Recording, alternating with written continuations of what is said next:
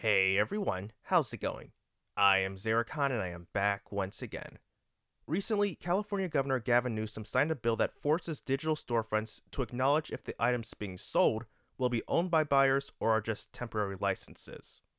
In this article by IGN, it states that the bill won't stop companies from taking away your digitally purchased video games, movies, and TV shows, but it'll at least force them to be a little more transparent about it. Additionally, storefronts will be prevented from using the words buy, purchase, or any other term which a reasonable person would understand to confer an unrestricted ownership interest in the digital good or alongside an option for time limited rental. And this will all start next year. Now, my initial response to hearing this information was, whoa, a reasonable idea coming from a politician and from California of all places? Well, that wasn't on my bingo card, but I'll take it. However, after thinking about this a bit more, I became more skeptical. It explicitly says that the bill is only going to force companies to be more open about how they sell their games. They aren't under any obligation to provide permanent copies. And that made me think, well, what's the use then?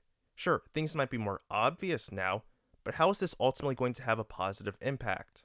This isn't helping consumers actually own what they buy.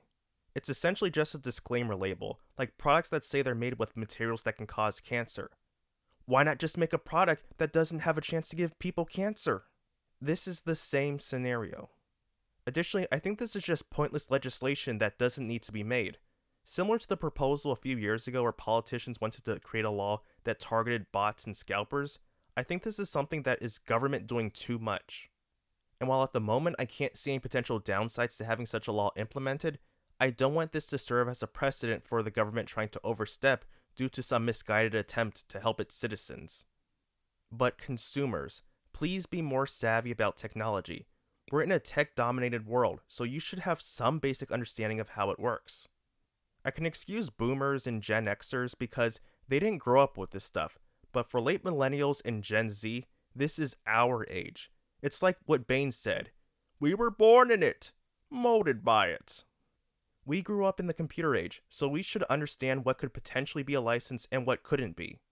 Heck, you don't even need to be a lawyer or understand legal jargon, just know if something has DRM or not. That's how you know if you truly own something digital. And here's a very bare bones test to know if the media you own has DRM or not.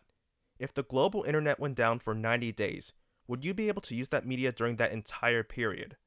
This isn't a perfect test due to how some DRM works, but it's a very good baseline. Lastly, if you're in favor of this bill, I strongly suggest you instead advocate for consumer ownership instead.